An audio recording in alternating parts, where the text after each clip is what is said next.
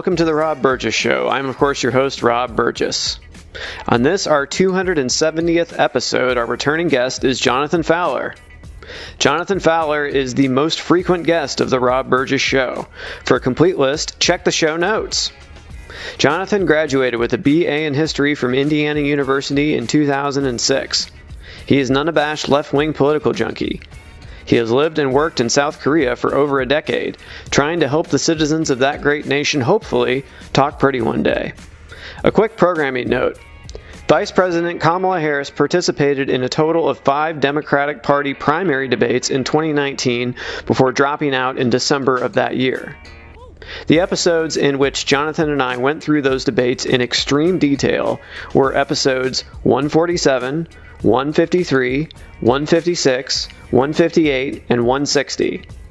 Jonathan and I also watched and discussed every episode from all 5 seasons of The Wire in episodes 106, 107, 108, 109, 111, 115, 116, and 119. Also, on episode 120, I interviewed Jonathan Abrams about his book, All the Pieces Matter, the inside story of The Wire. And now on to the show. Yeah, how's it going? Oh, pretty good. How's Korea today, or tonight? Oh, politically unstable and chilly. You know, that's similar to America. Yeah, I guess so. Although I guess they're having wildfires out in California right now. Mm-hmm. Or January, yeah. But yeah. Yeah, we got about a half a foot of snow on the ground here, though. So. Okay. Yeah, it's we don't have any snow on the ground, but it's cold enough that if it was gonna snow, it would snow. Yeah. All right. Well, we've had an eventful time, I guess. Did we last record around the time of the debate? Is that when we did this, or?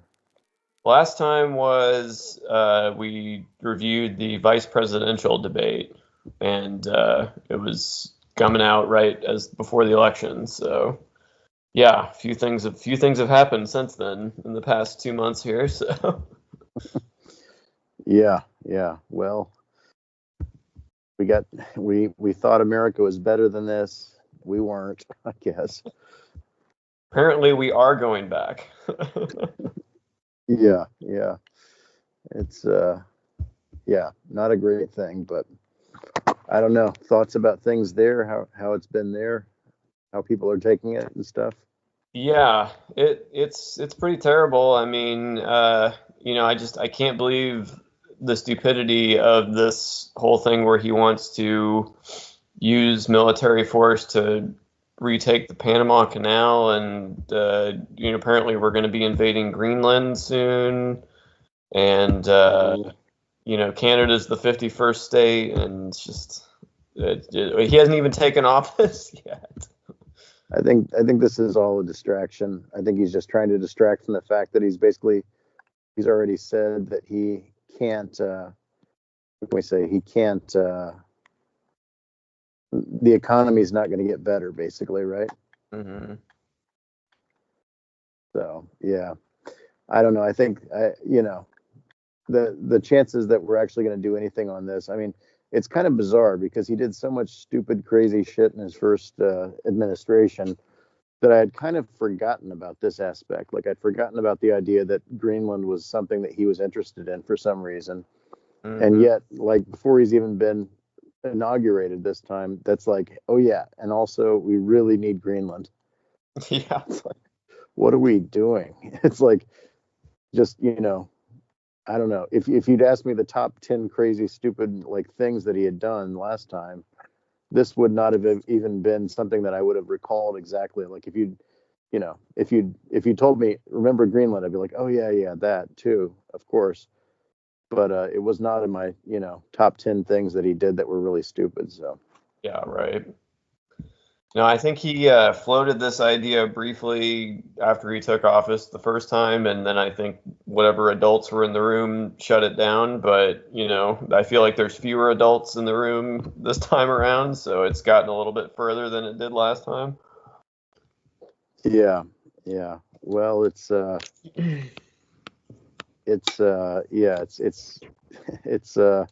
I don't know. I don't even think that. I think the idea that we should even be fighting this is playing into his game here. Basically, I think I think the fact that he ran basically on groceries being too expensive, and then he said, well, there's really not much we can do about the economy actually, and Elon Musk has said, oh, we're not going to be able to cut 2 trillion with the Doge, Department of Government.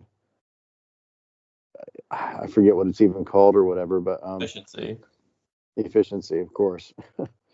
So, I think the fact that these two, like, the things that he is supposed to be like actually working on, he's basically saying like, oh no, I can't really do anything about that. I think he's just kind of like saying now, like, okay, uh, you know, sorry, but here's a distraction that I know I'm going to mention it, and everybody's going to go fucking insane. So yeah. Oh, and also we're gonna apparently rename the Gulf of Mexico to the Gulf of America. That's the other one. So yeah, Trump has found his freedom fries finally. So exactly. Yeah. I don't know. Like I see your point in terms of not giving it attention. At the same time, I remember all too well how we were lied into a war in Iraq by George W. Bush. So I don't know. I feel like the steps are closer than, it may appear in certain ways.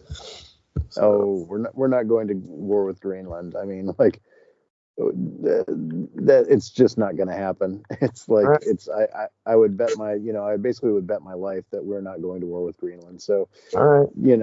It's I mean nobody, like even the most insane Trump person, you could ask him like, what do you know about Greenland? What's the culture there? What's their main food?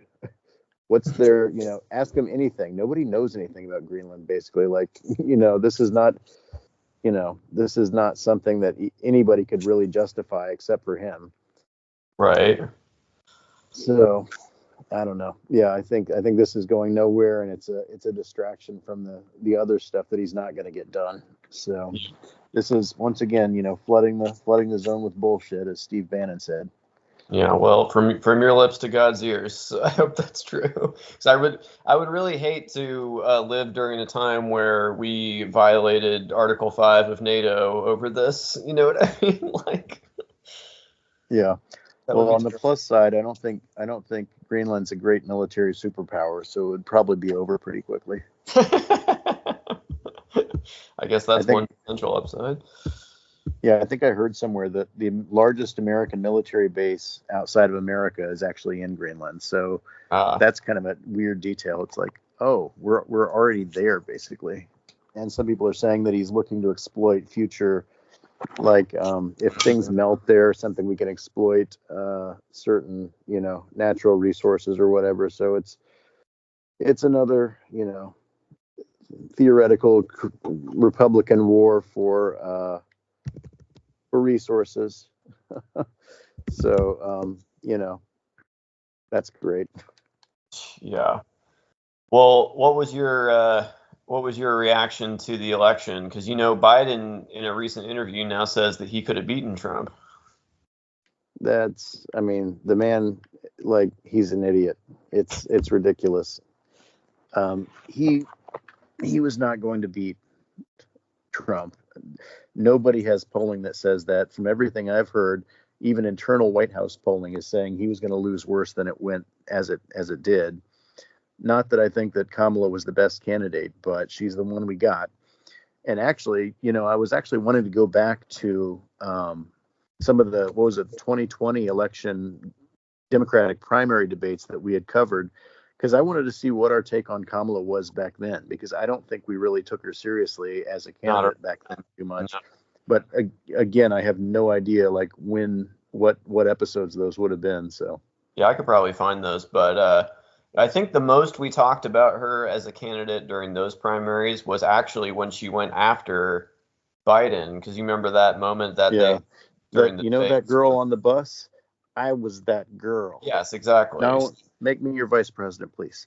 That was like her breakout moment, I guess, during that whole cycle, and it was like an attack on him. So Yeah.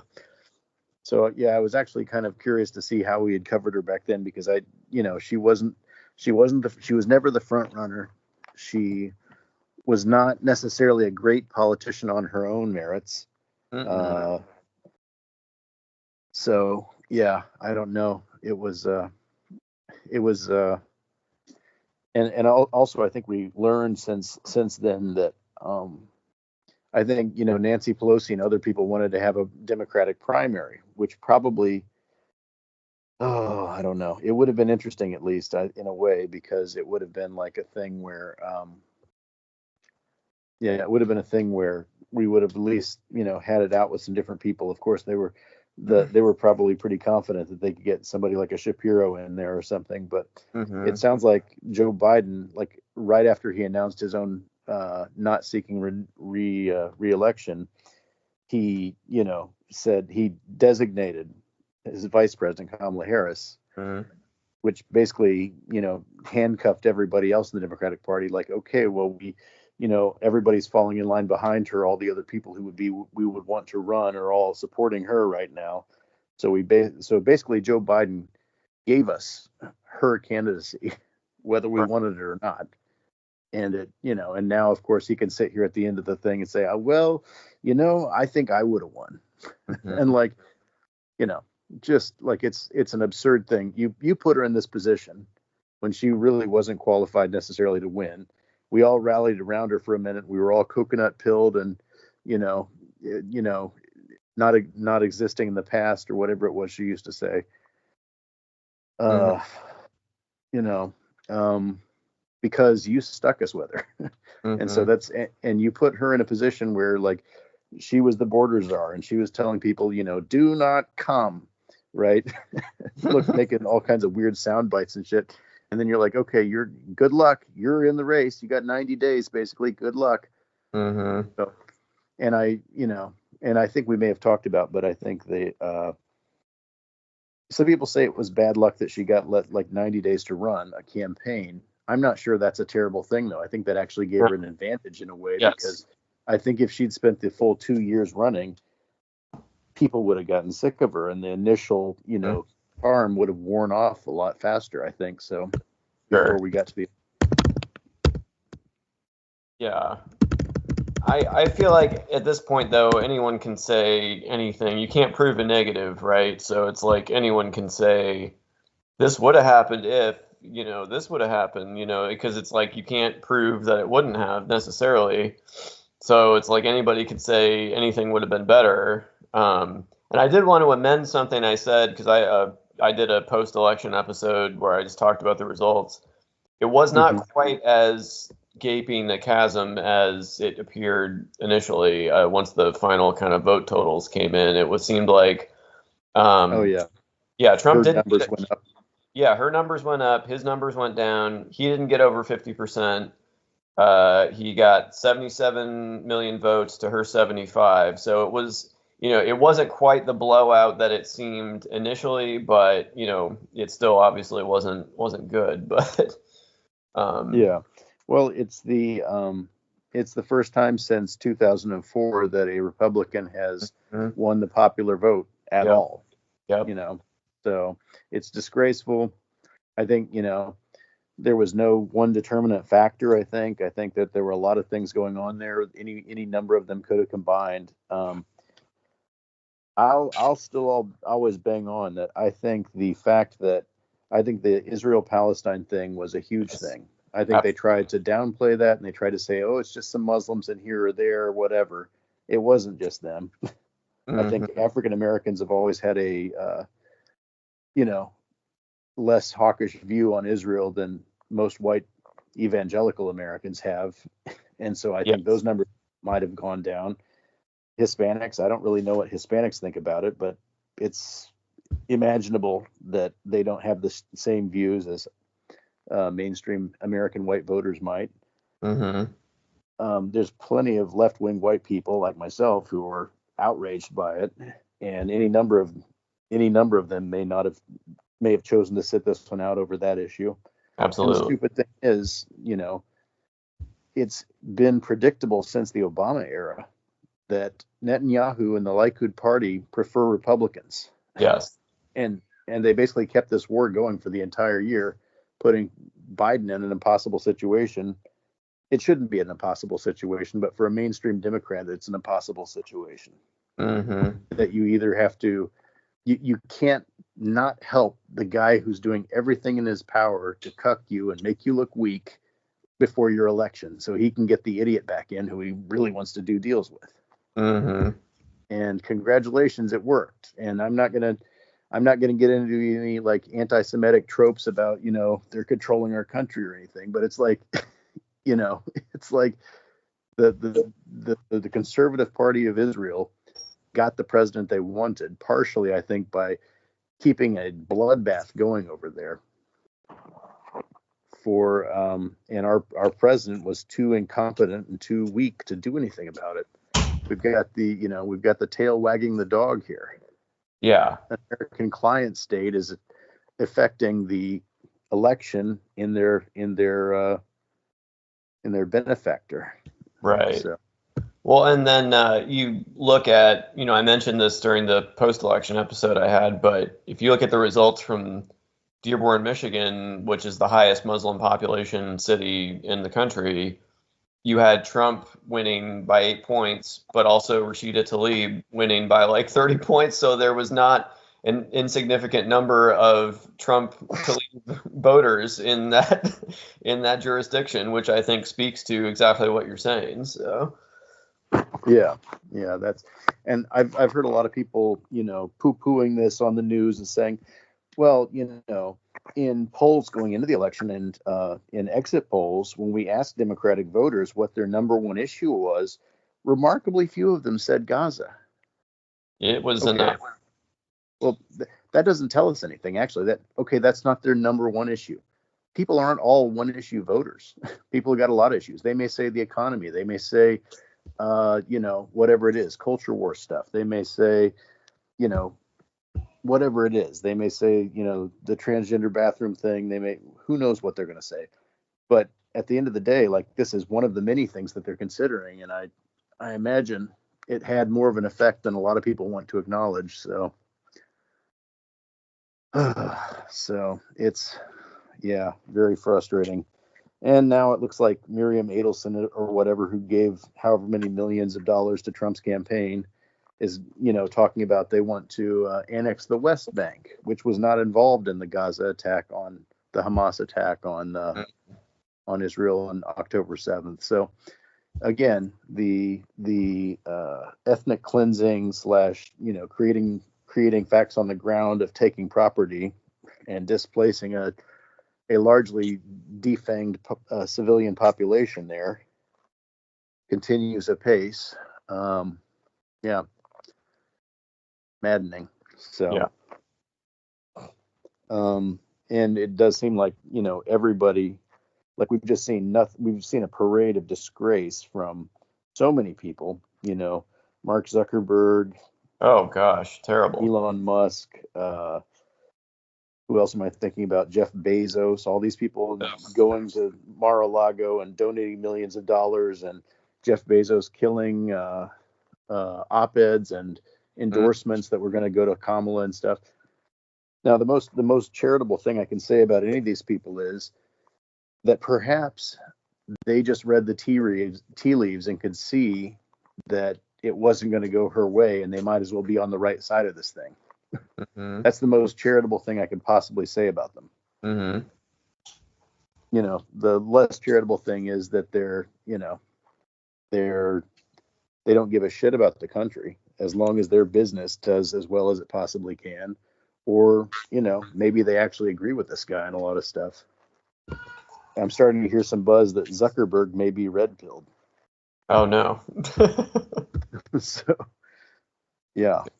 Well, that's terrible. Yeah, no, it's pretty sickening to see them genuflecting like this. Although I have heard that there's a split between Elon and the MAGA crowd over the visas for the tech workers and stuff. Yeah, I forget. Is that H1N1 or something, or what am I? No, that's that, yeah.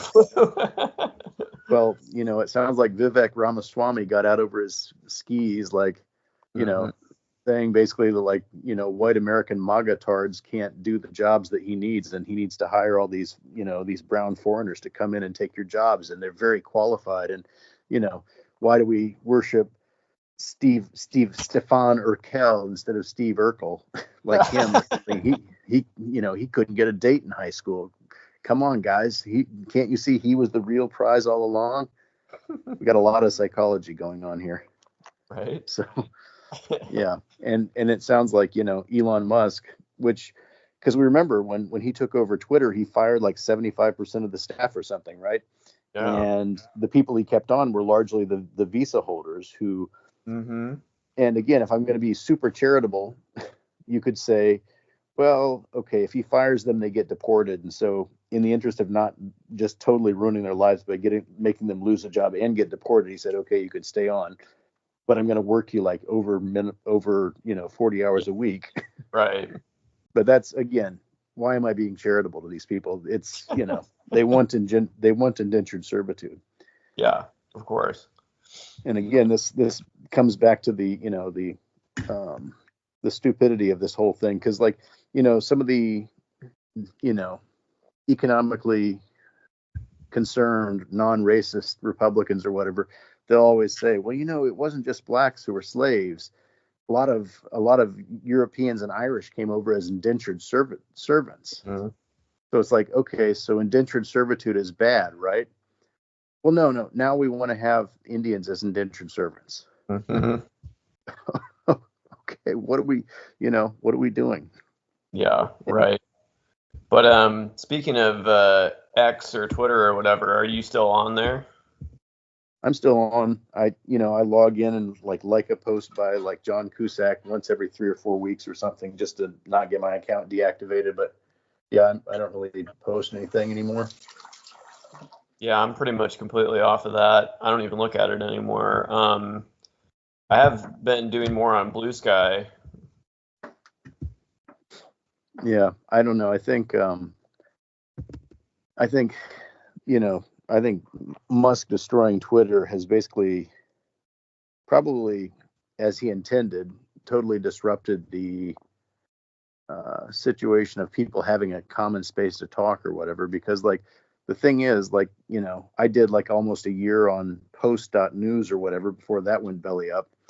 Then there was Mastodon, which I never was very excited about and didn't get on. Then there was Threads, which I was on for about a week or two before, they said, oh, we don't want to have it be political. And by the way, we're going to automatically import your friends list from Instagram. So, all the thirst traps you're following can see your political opinions on Threads.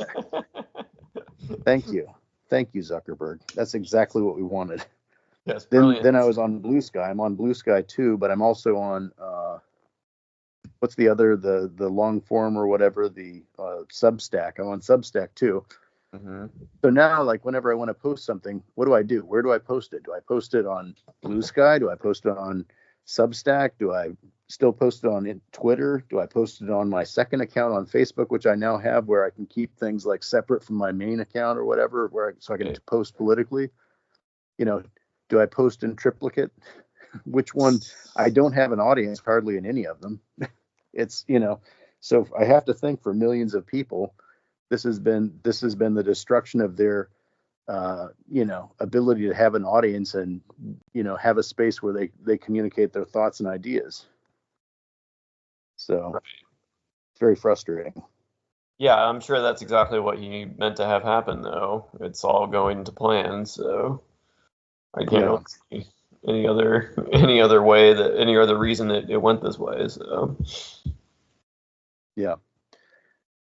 Another thing is, like, Mark Zuckerberg is talking about, he's afraid, or he was like, he was intimidated by the Biden people. He said, he feels like he made mistakes by going before the Congress or the Senate or whatever it was a couple of years ago and having to answer their questions and everything. And then he said, and some of the Biden people, they called our staff about, about taking down some information. They used bad language and they were yelling. Like, dude, your first business card said, "I'm the CEO, bitch." Yeah. Don't clutch your pearls over a few bad words. Like, and what we don't even know what they said. Like, did they say, this post about Hunter Biden's cock is terrible, we want to take it down? And now Mark Zuckerberg's like, oh my God, they said cock. They said cock. Oh, get my fainting salts. Or were they like saying, this is bullshit, where they're cursing, but they're not cursing at the person necessarily? Or were they saying, like, listen here, you fucking bitch, take it down, or we're going to drag you before the subcommittee again, or something? Was it like a direct threat?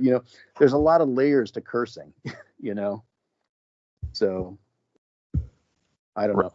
And in the meantime, while Mark Zuckerberg is like going on Joe Rogan and complaining about that stuff, like, didn't Donald Trump threaten to put him in jail or something if he found that he'd influenced the election in any way or something? Mm-hmm. So Mark Zuckerberg is not truly scared of government overreach.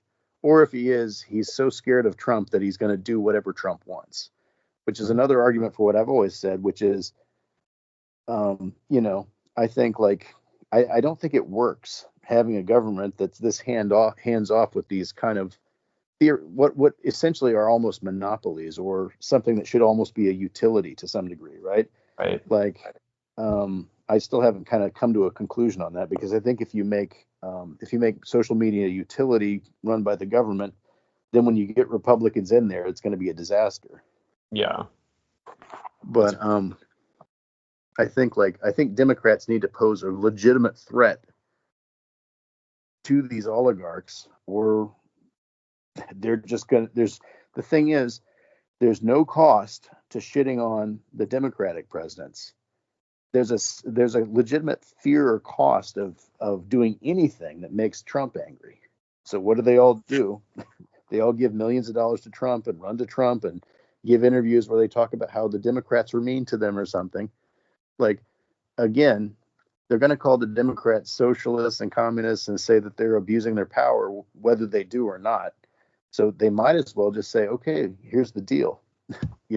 Also, like, probably with Elon Musk, this guy's running around doing ketamine, meeting with Iranian and Russian leaders, has debts with the Saudis to finance his Twitter thing, and has, like, how many children? 6 or 7 children by 10 different women or some crazy shit.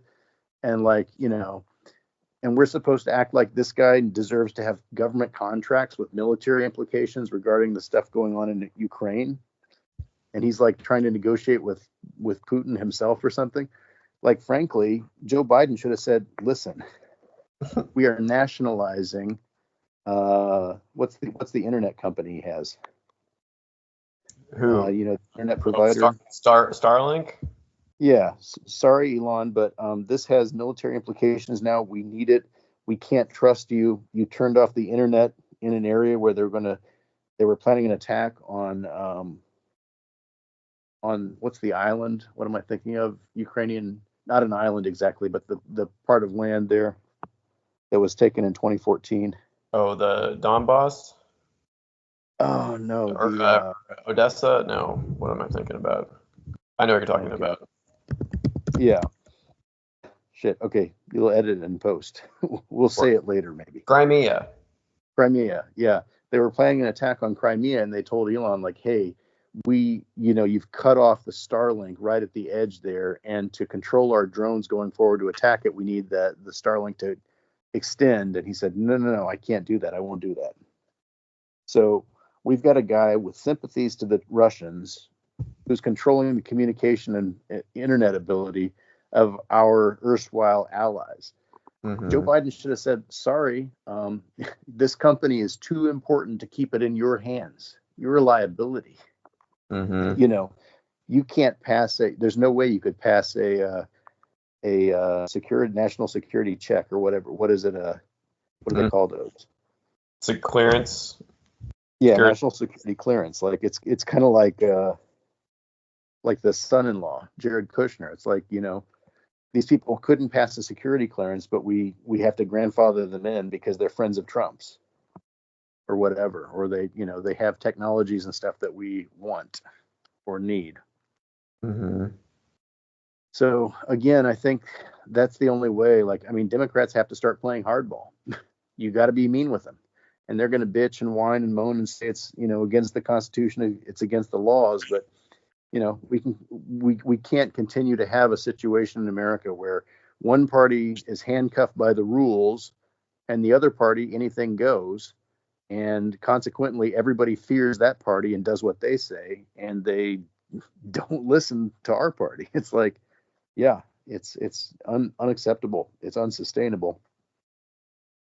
Yeah, but what do you think about speaking of social media, the TikTok ban is coming in a matter of days, it seems like. I think I heard something like Trump said he wanted to negotiate it or something again, and I don't know that the Chinese are going to compromise on this, because I think they know that they've got a captive audience in America that's willing to fight for it and punish any politicians that do it. And I think Trump thinks he can get a better deal.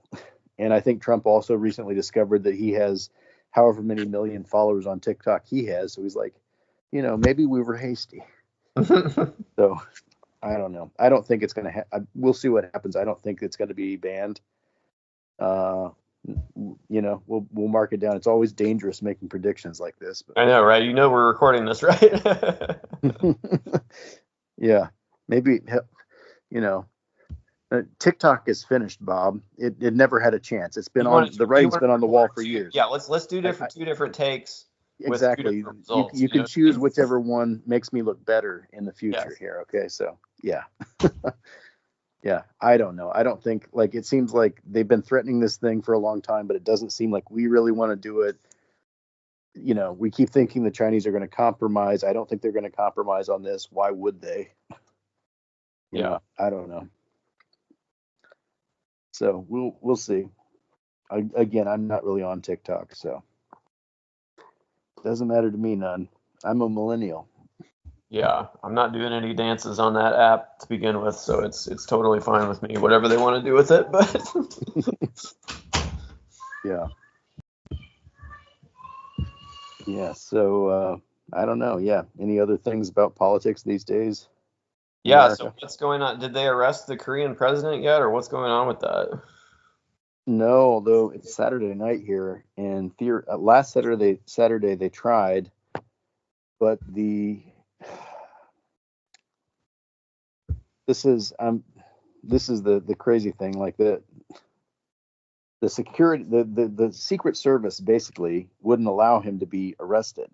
Wow. By the prosecutors who came in. There were like, I don't know, hundreds of prosecutors. There were 40 or something prosecutors inside the building who pushed past the police, who kind of let them through or something. But then the Secret Service wouldn't let them be arrested and everything. And so he's kind of holed up. He's got a travel ban. He was the only president I've ever heard of who had a travel ban. Basically, he was not allowed to leave Korea for the last week or two of his presidency because he was basically a flight risk. So his visa is canceled or whatever, his passport. They had another president came in. I want to say his name was Han Duck-soo, but that may not be right. But he was only there for like a week or so before the left-wing party in Korea decided that he may have had something to do with the coup attempt as well. And they impeached him. And so then he resigned. And frankly, we've got a third president right now who honestly, I don't even know who it is. I heard his name like one time, but it's very unstable. In the meantime, the exchange rate of the won to the dollar is going to shit right now. So the Korean economy is in a tailspin. But how did it's a disaster. How did this all start? Because I didn't even hear anything until there was like martial law. So yeah, I don't know. I was sitting up playing video games or something, and I happened to check the news and said, "Oh, South Korean president declares martial law." At like about 11, I saw it at about 11:20 at night, and he had done it about 10:20 or 10:30 at night, I think, about an hour before. So, well, it's a it's a complicated story, and it seems like there's more that may come out still. There were there were whispers that there may have been some warning or something from somebody in America, possibly a congressman from California or something. I forgot his name exactly. And there may have been warnings that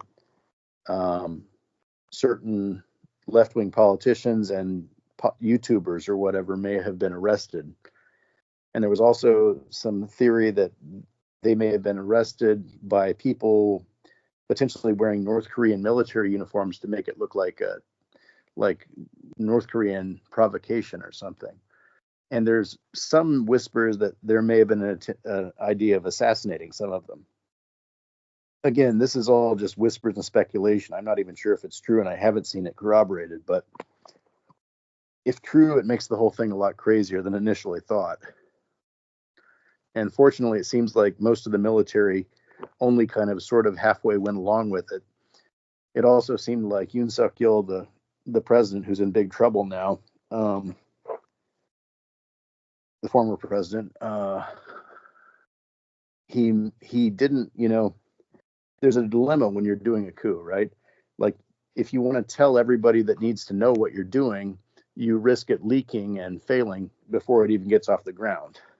On the other hand, if you don't tell everybody who needs to know, then you've got a bunch of shocked and confused people who don't know if they're supposed to be following your orders or not when you actually try to do it. And it seems like he went with the latter option. So, yeah, I think the commander of South Korean Special Forces attempted suicide a few weeks ago. But he didn't succeed. Yeah, it's been a lot of crazy stuff. And I don't know, it's interesting and stuff, but it seems like the left-wing party in Korea, basically the Democratic Party here, was I don't know, rightly or wrongly, it seems like they just intend to just keep impeaching every conservative president that comes in, one way or the other. We'll see what happens. But again, I think I should have paid a little bit closer attention about exactly what's going on, but there may be reasonable justifications for some of these, but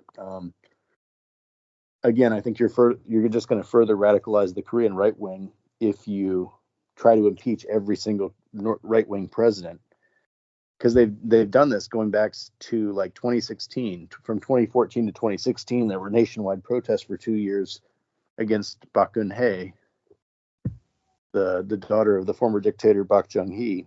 Yeah, I remember when she was impeached in 2016. Yeah. So they removed her, and then they got Moon Jae-in, the left-wing president, and then this time, Yoon Suk Yeol came in this time just barely, and his approval rating went down the toilet to like less than 20% or something. And then he got impeached after he attempted this coup thing, or this martial law imposition, which I think was basically a coup. Mm-hmm.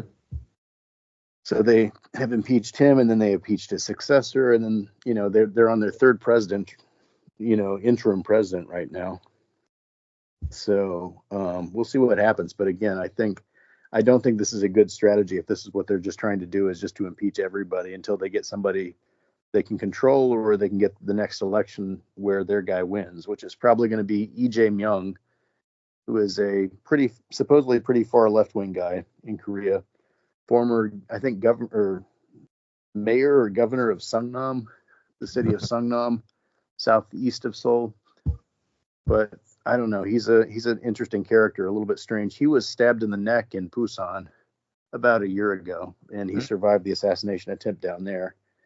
Some crazy old conservative guy, as far as I could tell. But yeah, I don't know. There's allegations of corruption regarding him, and I think his brother. And there was some sort of an audio recording of him screaming and shouting and cursing at his sister-in-law or something, his brother's wife, for some reason. I don't remember the details, but it was actually pretty shocking. But I don't know. We'll see what happens. But he's probably the favorite to be the next South Korean president if and when the elections come again. If the South Korean Supreme Court sustains the impeachment of Yoon Suk Yeol, which I don't know. We'll see what happens. Yeah. Wasn't the president and his supporters saying that North Korea was behind this or something, or was that just rhetoric? Well, this is the problem with when you call your enemies communists, right? Because if you're and he and his wife have both been consuming a lot of conservative right wing YouTube content in Korea, like Korean right wing YouTube content, Hmm. and that comes across and stuff in some speeches they've given or some talks they've had. And the thing is, when you call liberals and the Democratic Party in Korea literal communists and agents of Kim Jong Un or whatever, then you can justify a lot when you say, "Oh, we think agents of North Korea were behind something," yada yada. That does, like, some people could hear that and say, "Oh, they mean like spies or infiltrators were coming down." No, they literally just mean like the left wing party in Korea.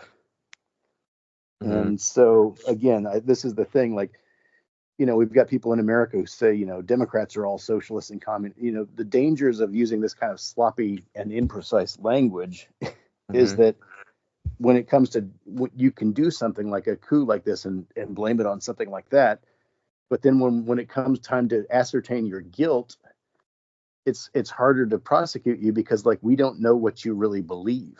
If you really believe that, then, like, oh, maybe it's in your mind, it was kind of justified or something. So, but the danger is allowing it to get to that point in the first place. Yeah, totally. But yeah, like it'll be interesting to see how this all shakes out because yeah, it seems like a pretty big amount of instability to have for one of our closest allies. So Yeah, I think it's good that it seems to have been put down quickly, and it seems like probably the guy who did it is going to be punished, maybe. Um, and hopefully I hope the rumors about the American congressperson who may or may not have, like, warned some people in South Korea about what they were hearing or something.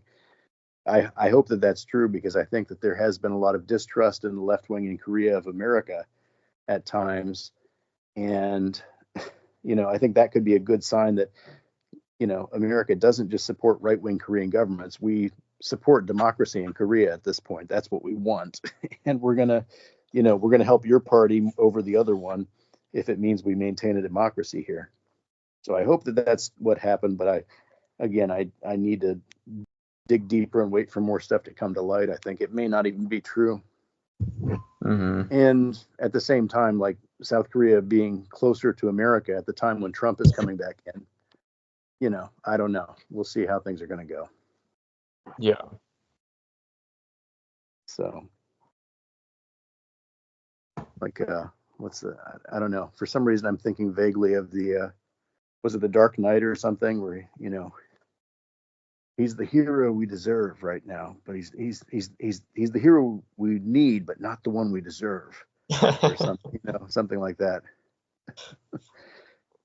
I don't know how that relates exactly. It just seems like it kind of does somehow. Yeah. So yeah.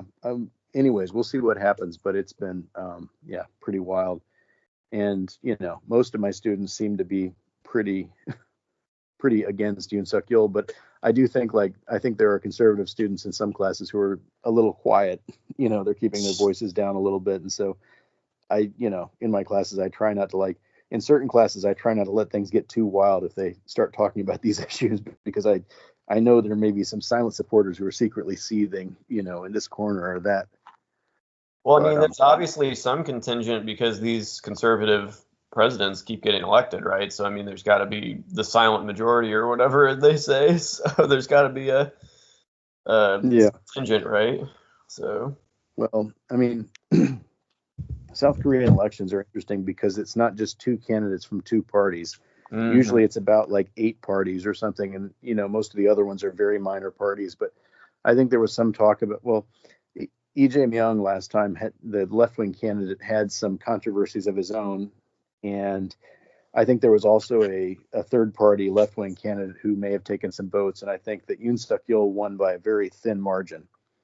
Hmm. Um, And at the same time, also, Yoon Suk Yeol used to be a prosecutor. He used to be the chief prosecutor, I think, in the kind of southeastern district of Seoul, like the Socho, I think, is the area where the chief's office is. And he was actually appointed by the previous president, Moon Jae-in, who was a left-wing president. And he actually prosecuted Park Geun-hye, the former conservative president of South Korea. So, he was prosecuting a conservative president and put her in jail for a couple of years before she was pardoned, I think, or released or something. But so again, but at the same time back then, before he was elected, I think there was an interview with his wife on a right-wing conservative YouTube channel where she said some, pretty shocking things about the left wing of Korea. So, there were signs in different directions about him at that time, from what I can remember. Mm-hmm. So, yeah. Yeah. Anyways. Yeah. Well, any more thoughts about? We're just days away from Inauguration Day. Any other predictions or thoughts about? Because the Congress, they flipped the Senate too, so they got the trifecta. They've obviously got the Supreme Court in their back pocket as well. So it's on like Donkey Kong. Yeah. What was it? Project 2025 or something? Is that the thing they denied during the campaign, but then they acknowledged afterwards or something? Yeah, we'll see what happens, but I don't know. It's going to be. I wonder how quickly people are going to get sick of it, because obviously there's a huge schism in the right wing now because of this thing between, Vivek Ramaswamy and Elon Musk on one hand, and then, I don't know who else, the other who's taking the perhaps the more racist and nativist side of the party, whoever's taking out, Laura Loomer or whoever. Mm-hmm.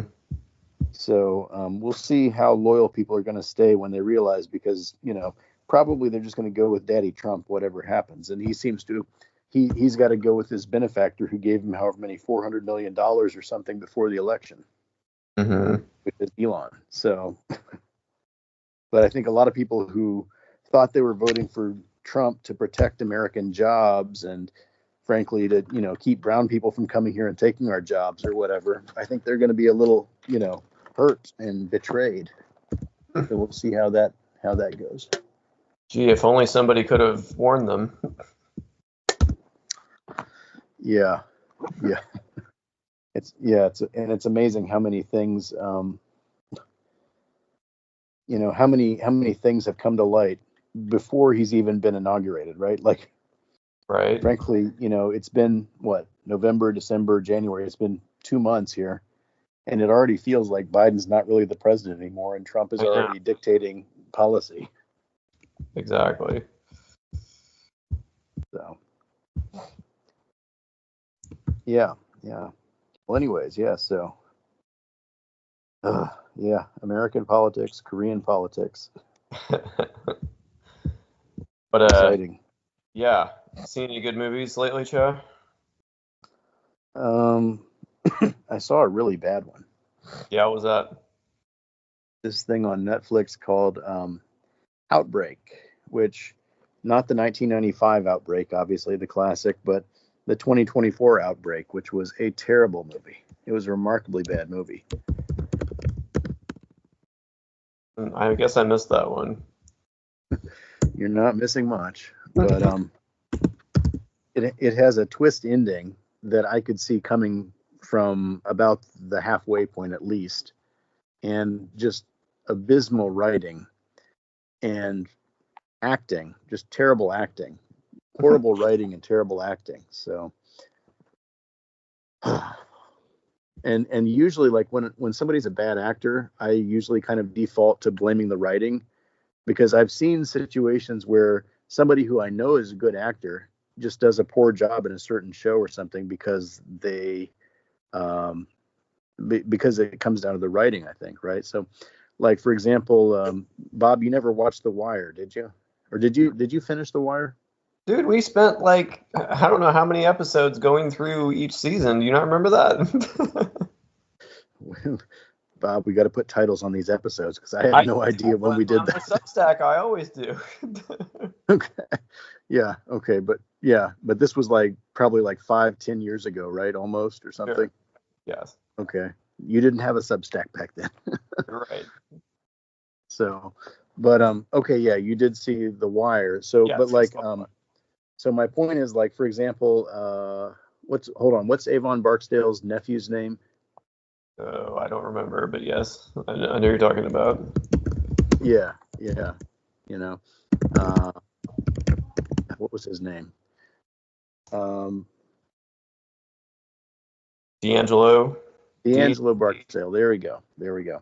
So, like, for example, his actor, he knocked it out of the park in The Wire, I thought. But then Mm-hmm. I saw him like a couple of years ago in one of the seasons of The Walking Dead. And in The Walking Dead, his character really doesn't do much, wasn't about much, and didn't really have much, if you just saw him in The Walking Dead, you'd think like, okay, this guy's a C-list actor. I don't know who he is, what's going on. And, then his character dies eventually or whatever, spoiler alert. But the thing is, I know he's a good actor, so I knew it was all about I've been complaining about The Walking Dead's writing since probably like season 3. Some people would say season 2 is where it fell off. Is that still going? I think the original show is done, but then they had Fear the Walking Dead, which was a spinoff, and then they had some Walking Dead show about children or something. I don't know the name of it. And then they had a Walking Dead show about the hillbilly hick guy who rides a motorcycle somehow goes to Paris, France. Like, I don't know how that happened or why in the world he would be there, but I think he and either Carol or Michonne or somebody winds up in France with him somehow. There have been like a lot of spin-offs, but I haven't really kept up with them. Hmm. And the thing is, like, I think I did watch Fear the Walking Dead for a couple seasons, but eventually I lost interest with it too because the writing was just still so terrible. Like, they've got, I think they knew they needed to break off from the main one because it wasn't going so well or something, but I don't think I don't think they figured out it was because of the writing.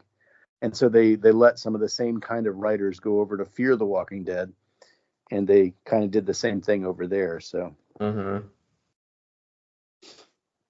so anyways, yeah, this movie Outbreak 2024 just has terrible writing and poor acting. So, and a twist ending that is entirely predictable. And yeah, I can't really say more about it other than it's really bad. And yeah, I don't know. Very disappointing. We have 28 Years Later coming out soon, I guess, maybe this year. Oh, Very man. excited about that. Trailer looks awesome. Sweet. You Yeah, the haven't original seen was it? great. It's been a while since I've seen 28 Days Later, or the sequel 28 Weeks Later.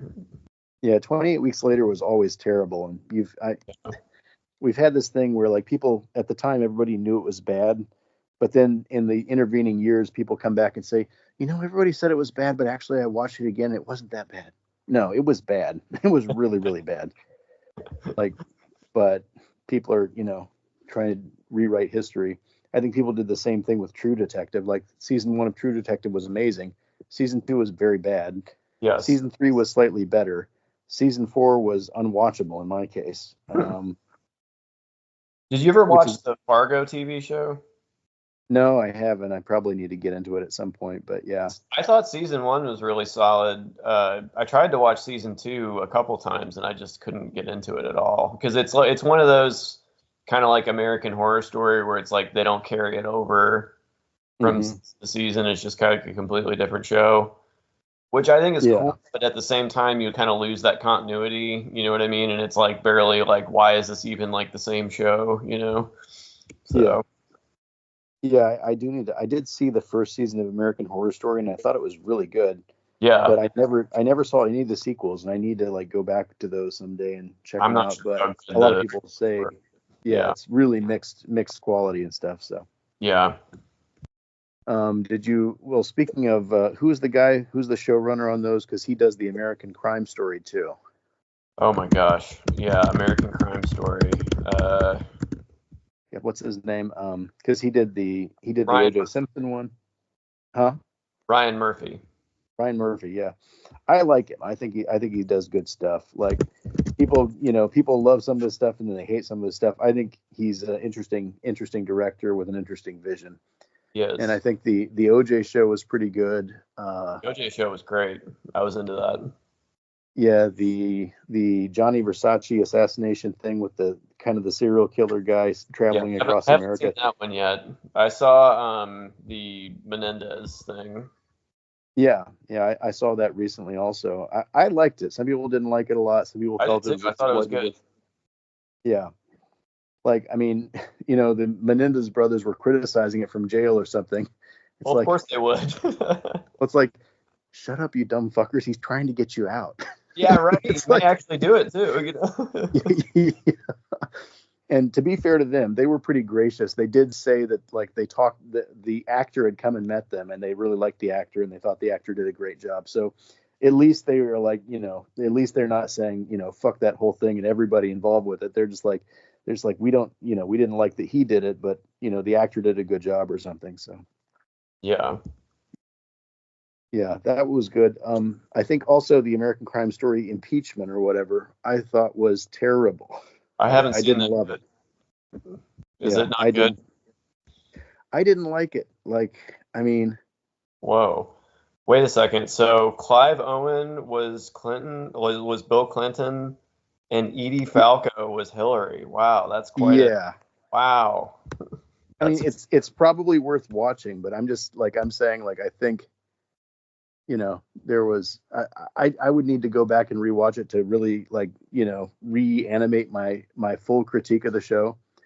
right. Well, you should watch there was a documentary series called The Quinton Affair, which was actually, I thought, really good, that actually featured several interviews with Monica and Ken Starr and some of the major players. So I thought that was actually worthwhile though. So Hmm.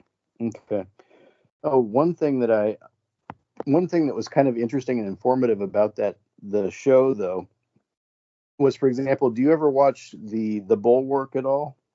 mm-mm, no. Bob, you got to get your alternative media diet.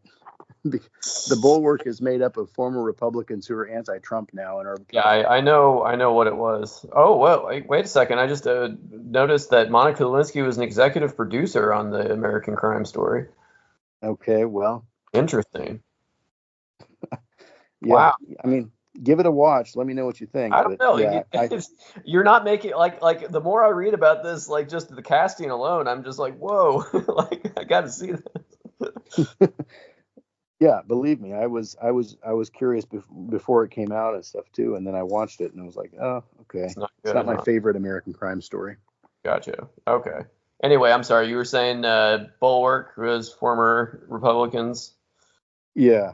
So and like they have abysmal views on things like Israel Palestine and probably the economy and stuff, but other than that they're basically reasonably moderate to conservative Democrats.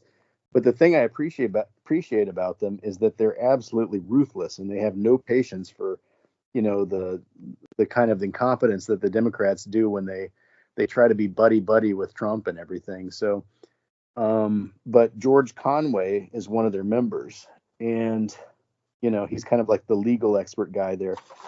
And so I'm familiar with George Conway to some degree through his wife and through his daughter as well to some degree, and Mm-hmm. then through himself as well. So you know, but the thing that was fascinating was I didn't really realize that he was one of the people involved, along with the thing was like I didn't really realize to what degree she and George Conway were Yes. affiliated with each other back then, and they were both involved in the Clinton impeachment, Yes. They which were I did called not they were know. called the Elves. Yeah, I knew about the name the elves, but I didn't know who the elves were They until were I them. watched the show. Yep. And so it's fascinating to see like, this guy who's a moderately respectable, at least ostensibly principled conservative former Republican on YouTube on the Bulwark now, but to realize back then he was this conniving little, you know, feckless, like young lawyer, hotshot, whatever, running around in New York socialite thing Mm. with the end culture and all this crazy shit. So I don't know. It's kind of a weird thing, like Well, yeah, and friends, don't enemies, forget our allies. favorite. Supreme Court Justice Brett Kavanaugh. Okay, yeah.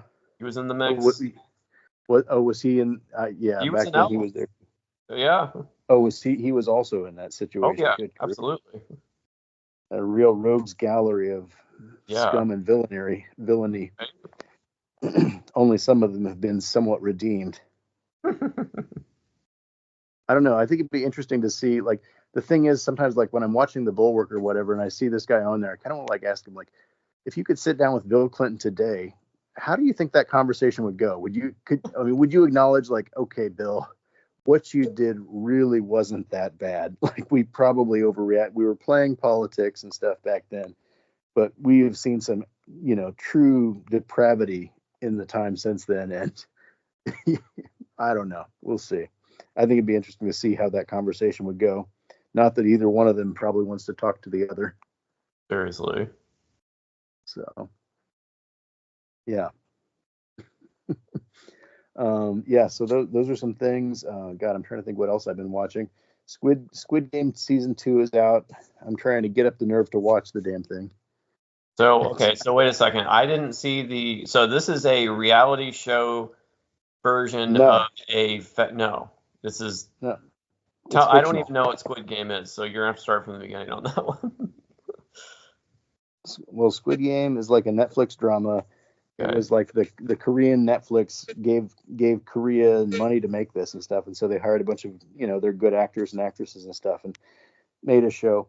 I don't want to spoil it too much, but like basically like this kind of down on his luck, kind of a fuck up, sort of deadbeat dad kind of guy who is kind of gambling at the horse tracks and losing his daughter's birthday money and all this shit. But he gets approached by this guy on the subway who says, "Hey, do you want to make a lot of money? There's a chance. Come to this place and the car will pick you up and then we'll talk about what's next." And so he does that or whatever, and he goes to this thing and they play this game where a whole bunch of people get killed. And so they're all like up in arms and an uproar about this and stuff. But the game people tell them, like, okay, look, the game can stop anytime you want. We can stop right now. You can all go back to your life and nobody gets any money, but that's it. Or we can continue the game. So they take a vote and they all decide to like go back to their lives. But then, he goes back to his life and things still aren't going so well. And then a few weeks later, they all come back to compete. And then they just have like a battle royale bloodbath until the end of the season. It's social commentary on capitalism and the modern Korean economy and reality, I guess. Very good. Did you see Parasite? No, I haven't yet. You got to watch Parasite. Parasite's a really good movie about the modern Korean socio strata. Gotcha. So economic stratification and stuff. So yeah, it's in a similar vein to that, although it's a lot more zany and out there than Parasite was. Parasite was 2019, Bob. That was like 6 years ago. You got to watch it. I will. Yeah.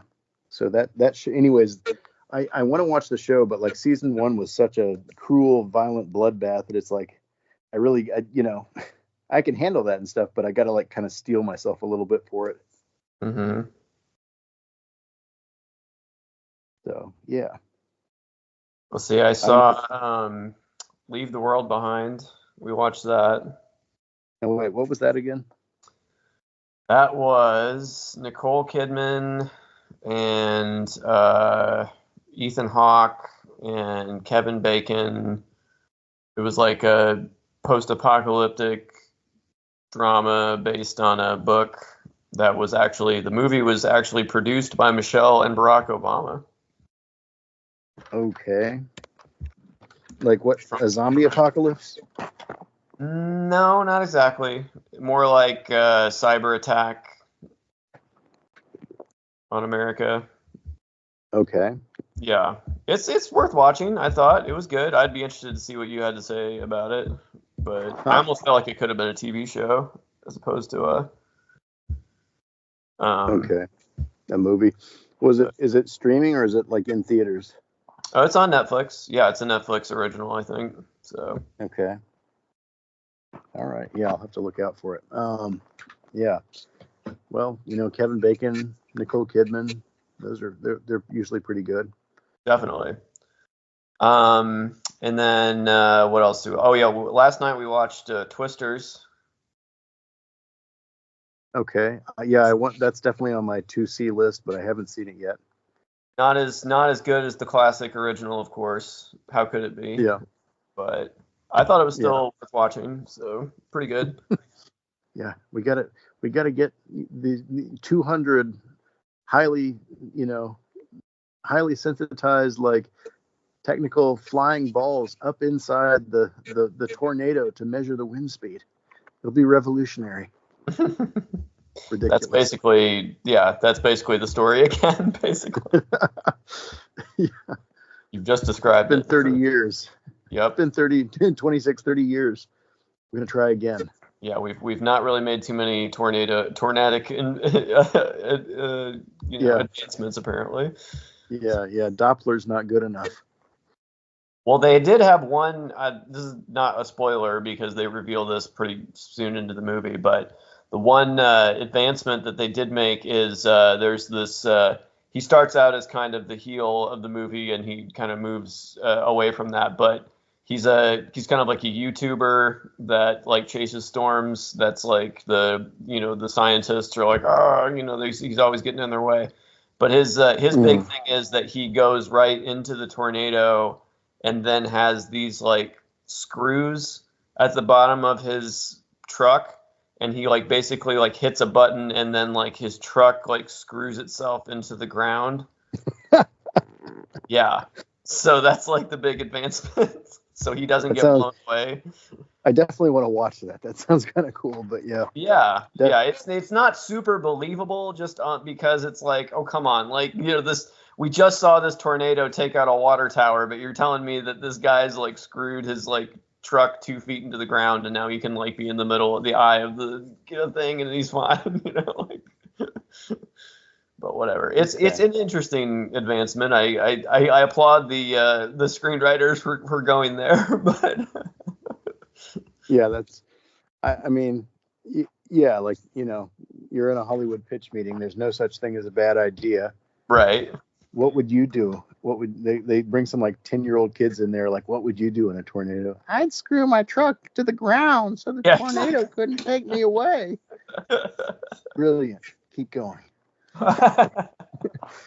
Yes, and okay. So, yeah. I'm trying to think what else I've seen here recently. Let me see. Did you ever watch the TV show Search Party? No.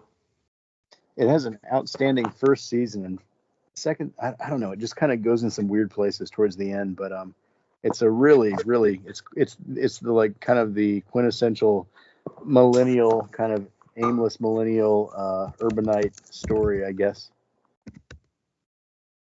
It's got Ali Shawkat.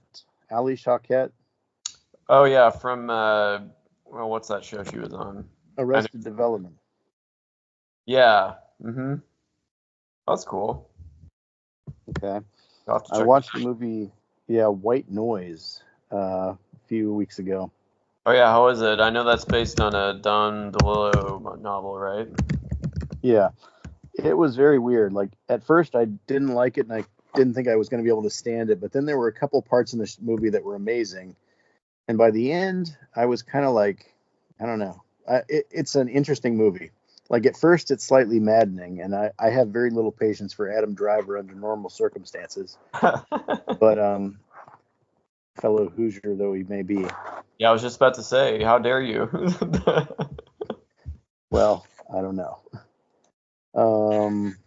Let's see. I saw Emily the Criminal, about a girl who gets wrapped up in kind of a credit card scam thing. Oh, I saw let's see, a Spanish movie that was quite good. Apocalypse Z, The Beginning of the End, which is an abysmal name. It sounds like it's, straight, garbage bin, whatever, bargain bin at Walmart or whatever. But it was actually an outstanding little zombie film from Spain. And apparently there's probably going to be a sequel too. Cool. Looks like it's on Prime. I'll check it out. Okay. Yeah. Yeah. White Noise was interesting. It was at first the way I felt at the beginning and the way I felt at the end were different. Yeah. Let me see hold on, let me see where I'm at here. I rewatched Mindhunter recently. Did you ever see the show Mindhunter? You keep telling me to watch it. I'll have to give it a try. It's only 2 seasons at like eight episodes a season. It's outstanding. The first episode's a little slow, but by the second or third episode, you're going to be locked in. Yeah, I think I've seen that first scene like 3 times where that guy like shoots himself in the head, and I haven't gotten past that. No, that's the most physical violence you see in the whole show. Yeah, I just see that and I'm like, ugh, I don't know. I think I might need to watch something else. Yeah. The thing is though, I think they made the pilot, right? Mm-hmm. And they didn't, they had to like put a little like shocking stuff in there to like kind of Draw you in. Yeah, but like when they came back and they actually made the rest of the show, I really feel like there's quite a disconnect between the first episode and everything that happens after. But it's a much more like it's only ever really people talking, right? But it gets extremely creepy and extremely like, you get wrapped up in the scenes, and there's some outstanding performances. And actually, like for example, the guy who plays Marilyn Manson in the, or no, God damn it, Charles Manson in the show was the same guy who played Charles Manson in the Once Upon a Time in Hollywood or whatever. Ah, right? Interesting. Because those were being made like contemporaneously, and for some reason, like Quentin Tarantino and the Mindhunter were like, "Oh, you look like the guy. You're already trained up on the guy, and so you can be the guy in both of these separate properties," which I thought was interesting. Interesting. Yeah. Yeah, I'm trying to think what else I've seen. Again, I haven't seen a lot of movies recently. I think I've started a couple movies but couldn't finish them. I'm curious to see the new vampire movie. What's that? Who's that guy? The Lighthouse, the Witch, the director. Yeah, he's the director of this one also. Nosferatu, I think it's a remake of the. Yeah, I want to see that. Yeah, so that one's kind of on my list too. Curious to see that. I think they wanted to have the what's the woman's name? Taylor Joy. I want to say Taylor Joy. Anya Taylor Joy, is that her name? I think they wanted to get her for this movie, but she was busy doing something else, unfortunately. And so they got Johnny Depp's daughter, I think. So again, I've heard she does a good job at it, but I don't think I've ever seen Johnny Depp's daughter in anything yet. So I don't know if that will be a good change or not. Lily Rose Depp. Okay, yeah. I'm trying to think if I don't think I've seen anything with her in it either. I know of her, of course, but yeah, I haven't really heard that. I'm interested in seeing that Bob Dylan movie. Okay, with oh God, with what's his name in it? Timothée Chalamet. It's another Adam Driver in my book. It's interesting though. His did you ever see that show, The Sex Lives of College Girls? The show? Yes, the show. I think I may have seen some other media. Bob, what are you talking about? I lived it. But his sister, in real life, his sister is one of the stars of that show as well. But okay. But yes, I feel similarly about Timothée Chalamet. I'm not super into. He just doesn't have a very distinct face to me. I can't never remember what he looks like, even though I know he's supposed to be like so hot right now or whatever. But I don't know. I know exactly what he looks like, and unfortunately, so does he. You know, Timothy Chalamet to me seems like he's the hot guy who knows he's too hot, right? He's ridiculously good looking, and it's annoying, I think. So I don't know. I tried to watch the Dune movies and stuff. I tried to watch the first Dune twice, and I couldn't get halfway into it. It was so slow and boring to me. Are you talking about the David Lynch movie from the 80s, or are you talking about the No, new? I'm talking about the Timothy Chalamet vehicle. Okay. Yeah, I've not taken the plunge on any of that yet. So. Okay. Yeah, to me it feels like a slog, but I don't know.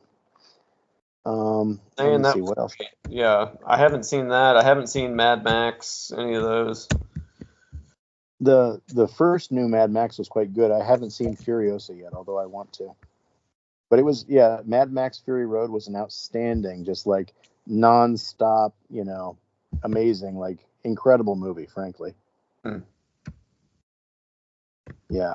Trying to think. I did watch the first Friday the 13th and the first Nightmare on Elm Street, two horror classics, which I thought I had never seen before. But then I realized I did see the Nightmare on Elm Street, the first one, over at the Eubanks' house back in high school at one point. So I had seen that, but I just forgotten about it. So trying to see what else that I've seen recently. I rewatched Johnny Mnemonic, which is not a great movie. Keanu Reeves. Yeah. Although it's interesting because Cyberpunk 2077 is an outstanding game that I've played recently in the last several months. And it's got this really, like, it's very much got this 1990s chic, like the 9-inch nails, like leather jackets and kind of neon lights everywhere and futuristic Johnny Mnemonic kind of stuff. And Keanu Reeves is in the game, but he's also kind of like, it's a very self-referential thing to the style of Johnny Mnemonic and the Matrix, and just kind of some hackers or whatever. All this, there's a bunch of stuff from the 90s that game really kind of, it's like a futuristic version of what if the 90s version of cool came to be true. It's quite amazing. It's a brilliant game. So that's cool. Yeah, no, that was part of what was intriguing to me about that Fallout New Vegas, is because I was reading about it and they said that they cut off the cutoff for whatever styles they were going to use was the Kennedy assassination. So like whatever, like that Gucci architecture and like all the music and everything, they just, like, that was the cutoff point. It was like nothing after that, but it's like 200 years in the future, which I thought was a cool idea. So. Yeah. It's definitely it's got a very particular vibe. The Fallout games do. And actually the Fallout TV show was quite good.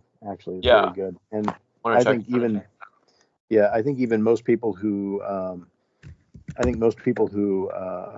what can I say? Oh God, what am I saying? Most people who enjoyed the games also actually enjoyed the show pretty well too, as far as I can tell. There may have been some complainers, but I think everybody basically agreed that, it's got Walton Goggins in there. He does a good job. And I want to say Ella Purnell, is that her name? The British actress. She does a really good job. Ella Purnell? I think that's her name. Yeah. Purnell, I believe, is her last name. Yeah, it's Ella Purnell. Yeah, she does a great job. I didn't, like, when I was watching the show, I didn't even realize she was British. Huh. Interesting. Yeah. That's cool when they're able to do that. But Ash and I were talking about this last night. What do you think is the best movie adaptation of a video game, like just quality wise? Offhand, like Mortal Kombat 1995 is very good. Okay. Movies are also TV shows. Yeah, I guess you could go TV shows too. It's just I feel like a lot of them are not very good. Like, I will say, like, from the 90s, there were a couple which were Mortal Kombat 1995 did a really good job. I want to say from 2002, Resident Evil. I thought the first Resident Evil was an outstanding movie, although it didn't have a whole lot of crossover with what the games are actually like, but it was an outstanding movie. But almost everything that came after that was horrible. I think those two movies are actually by the same guy. I want to say, was it Paul W. Anderson? Yeah. Yeah, yeah. Those were really good. For TV shows, did you guys watch the season 1 of God, what was it called? The Zombie Show. The girl and her father figure have to cross America. It was a PlayStation game a long time ago. Oh, God, what was the name of that? I played the game way back in the day, and it was a really good game. And then the show was actually outstanding as well. God, I'm terrible with names here. I need to have Google up at all times when I'm podcasting, I suppose. The Last of Us? Yes. The Last of Us was an outstanding show. If you get a chance to watch that, you should. Yeah, I haven't seen that yet. Yeah, like I said, and that was based on a video game too. Yeah, it was based on a PlayStation exclusive, but it was a really good game. Cool. Great story, really great gameplay, very satisfying, emotional, has an emotional ending. So, like, it's literally like, I'm not saying I cried, but I'm saying people have been known to cry at the end of that video game. So it's very emotional. For some. I have heard tell. People are saying. A lot of people are saying. Many such cases. Yeah. So yeah, you should watch the show though, because the show is also like I think they do a really good job of and in some places, some people have even said they did a better job than the game did. So. Those are 4. So I would say Fallout, The Last of Us, and Mortal Kombat 1995 and 2002's Resident Evil. I think they did a Mortal Kombat reboot a couple of years ago. Like I want to say it was around 2022 or something, but there was one like opening scene between Scorpion and Sub-Zero that was kind of cool, sort of, but then the whole thing just fell apart. It was totally forgettable. I had almost forgotten about it after I'd seen it immediately. And the main character was horrible. Like how in Mortal Kombat everybody has a thing, like Sub-Zero does ice and Scorpion does fire and is shooting his spear hand thing and all that stuff, right? Well, the main character is supposed to, I don't want to spoil who he is, but he has some relation to Mortal Kombat, but he can't figure out because he doesn't have a special ability like all the other fighters. They have their special ability. But then towards the end, he finds out that his special ability is that when he's getting his ass beat, like this suit of armor suddenly jumps onto the outside of his body to protect him so he can take a beating. That's his special ability. It's a horrible special ability. It's really stupid. Like if that was your fighter in Mortal Kombat, you'd never use that character. And Mortal Kombat has got like literally dozens and dozens of characters over, 30, almost 40 years or something of gaming. Why do they need to bring in a new character audience proxy to introduce us to the universe? Like they've got so many characters who could be the audience proxy. So that was but 1995 did a really good job. So. Okay. Yeah, I remember the Dead or Alive movies were not fantastic. Well, there was only one movie. It was good. They did almost as much as they could, I think, with it. Aside from the fact that, unfortunately, like, I don't know, like they didn't actually like hire like Japanese actors or actresses to play the Japanese characters, and so that was kind of wacky and stuff because they're supposed to be these Japanese ninjas from Japan and stuff, but they're all like, I don't know, it was weird. But it was, and there was a cheesy kind of guy who was an assistant guy, Donovan's assistant or something. I don't know. It was they did as much as they could with the story. A fighting game has a very uncinematic format, right? It's a series of fights between randomly matched individuals leading towards a prize, maybe in a competition. And in some fighting games you can kill your opponent, but obviously if you're making a movie, I don't know. Yeah, sometimes you can kill characters, but then that cuts down on your sequel chances, right? And also you don't get a lot of screen time with any one character because there's so many characters. So it's kind of like you have these iconic characters potentially killing each other, although they don't in the Dead or Alive game. Yeah, it's hard to make a good fighting game movie. Yes. There's not a lot of plot to work with. You kind of have to construct most of it, right? Well, I mean, the plot is for whatever reason that there's a competition and these people are all going to it. That's, you got. But again, like, usually like if you watch a documentary and you're following like the Olympics or something, you're following one person, right? Like they're your proxy. But for a fighting game, everybody has their own favorite character, so you kind of got to like give everybody their due. So yeah, I'm trying to see what else I've seen here recently. Let's see. Game Night was a bad movie. Glass Onion, I didn't like either of the Glass Onion movies really. What? I didn't like them. I don't know. I loved you mean the Knives Out? You didn't like Knives Out either? No. What? You didn't like Glass Onion? I thought that was one of the best movies of the year that came out. That was so funny. I enjoyed it so much. You didn't like the send up of the uber rich, like you didn't like Edward Norton's turn as the tech bro? I don't know. I feel like I've seen it done better on Black Mirror. I love the part at the beginning that because it's in the middle of the pandemic, of course, and then like they just give him a shot with like no explanation. They're like, "But you're good." They're like, they just like, I love that. They don't explain why the rich guy has the vaccine. Excuse me, what's this shot? That's ivermectin. Just take it.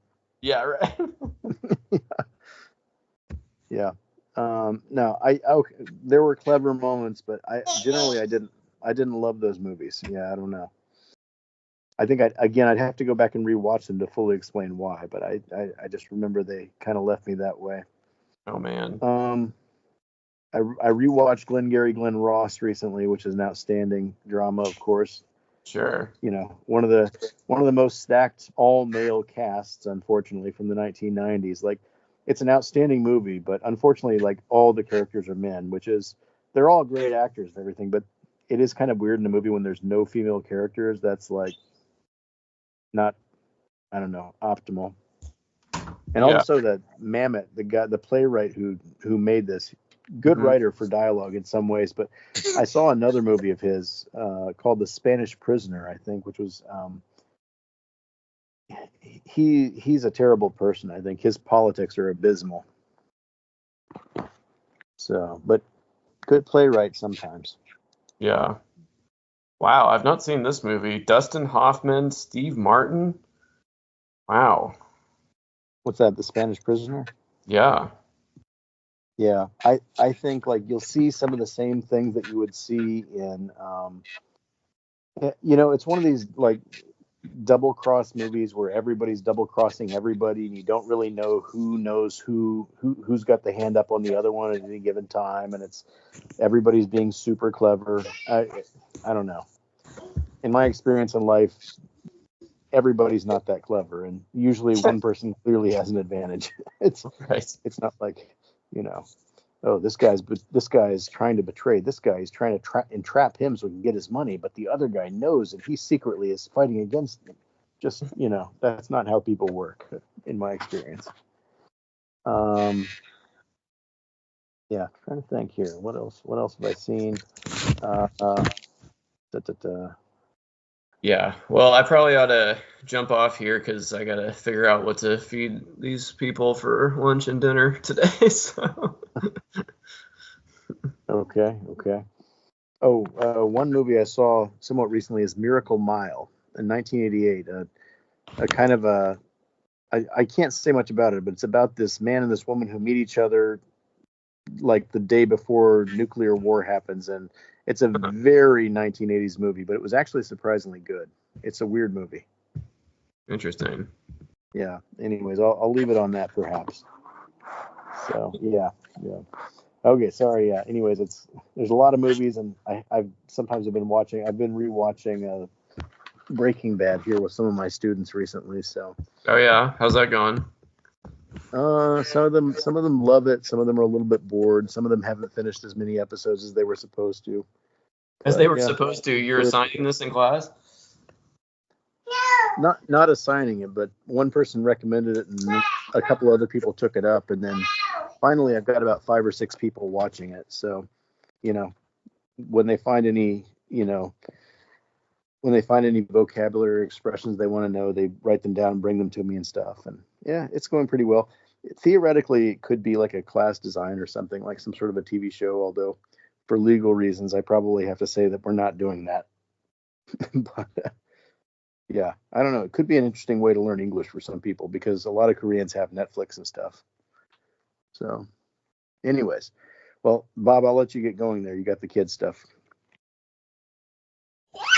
Yeah, you can hear that things are breaking down on this end. Yeah. Yeah. That's well. I'm trying to think what else is going on, but yeah, politics, Korean politics, and arts and culture. I don't know. What else does a podcast need? I know, right? We got it all. But yeah, let's do this again soon because I'm sure there'll be more craziness to discuss in the coming days here. I have no doubt. So we may be talking about the 51st state of Canada and the invasions of our NATO allies before too long. So Yeah, there was one woman up in Canada. I don't know if she was the foreign minister or like a diplomat or a politician or what. She said something pretty clever because like when Trump said this, she said something like, "Okay, Mr. Trump, we can negotiate. We've got our eye on California and some of the states out west." So I think that's about the perfect amount of unseriousness that you have to address this ridiculous thing with. Say, look, yeah, okay, you want to acquire Canada, but we'll trade you for some of your, you know, a state that basically has the economy larger than multiple countries. yeah, exactly. Let's negotiate. So, anyways, I'll let it go there. But yeah. All right. Well, good to talk to you, Bob. And Yeah, you too. yeah, Happy New Year here. Yeah, same to you. Have a good night there in Korea. All right. Yeah. Tell the family I said hi. All right. Bye-bye. Will do. Talk to you later.